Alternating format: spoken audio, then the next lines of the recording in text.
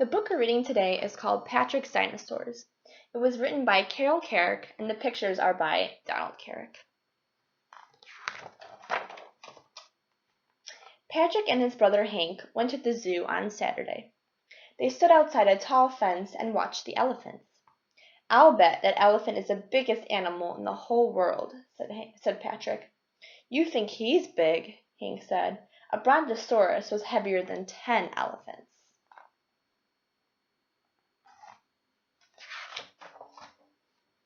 "Gosh," said Patrick. "If Hank said so, it must be true." Hank knew all about dinosaurs. He knew more about everything because he was older and went to school already. Patrick squeezed his eyes half shut. What would a dinosaur that weighed as much as 10 elephants look like? The brontosaurus, he imagined, turned and looked right at him.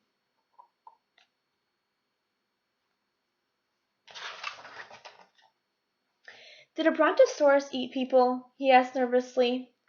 "Just plants," answered Hank. Patrick's dinosaur started eating leaves from one of the trees.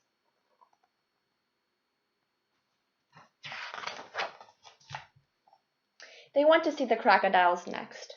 Crocs were Patrick's favorite because he liked to scare himself. "Those are shrimpy," said Hank. "In the days of dinosaurs, crocodiles grew 3 times that big."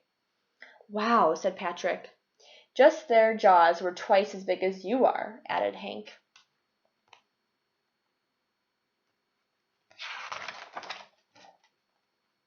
Patrick imagined an enormous crocodile. It was 3 times bigger than the other crocs. It was so big that it wanted the whole pool to itself. The other crocodiles were too slow getting out, so the enormous crocodile opened its jaws that were twice as big as Patrick and gobbled them all up. Patrick backed away. "We didn't see the monkeys yet."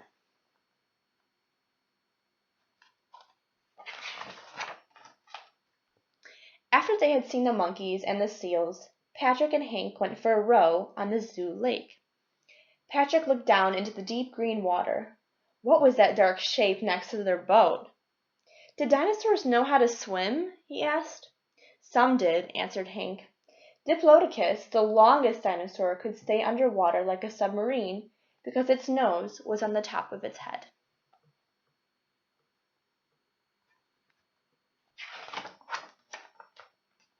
Patrick was afraid to move. Out of the corner of his eyes he saw the big thing swimming along next to them. It might rise and dump them over. "What's that?" he cried. "We're going to bump into it." "No, Dopey, that's the shadow from our boat," Hank explained. Patrick wasn't so sure. "Let's go home now," he said. "Rowing makes me tired."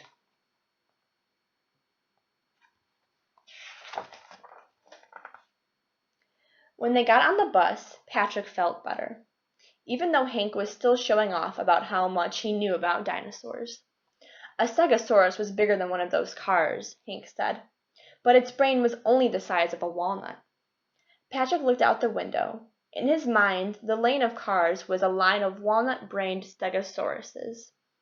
The plates on their backs swayed like sails as they plodded along.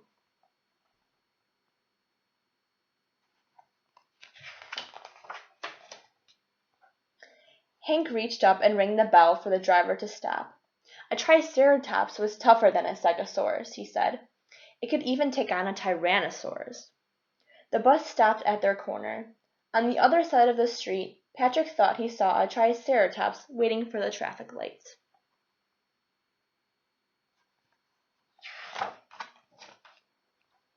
When Patrick and his brother climbed down from the bus, the hot, dusty street became a prehistoric forest.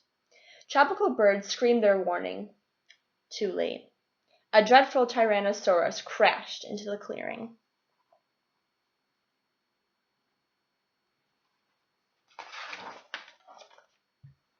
Patrick held his breath as the triceratops lowered its huge head. Its horns pointed ahead like 3 enormous spears. When the traffic light changed, the triceratops charged. "Run!" Patrick yelled. He headed for their apartment building. "What's the hurry?" called Hank.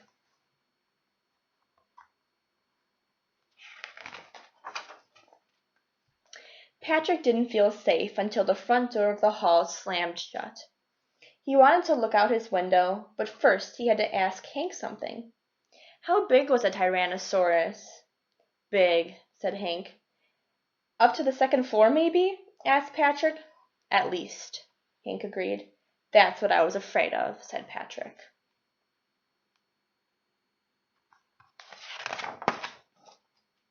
He peeked into his bedroom. Sure enough, the ugly head of the Tyrannosaurus almost filled his window. The dinosaur opened its mouth to show its teeth like daggers. Patrick didn't think this dinosaur ate leaves.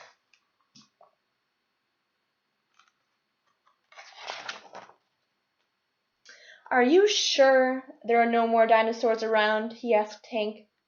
Positive. The dinosaurs have been gone for 60 million years.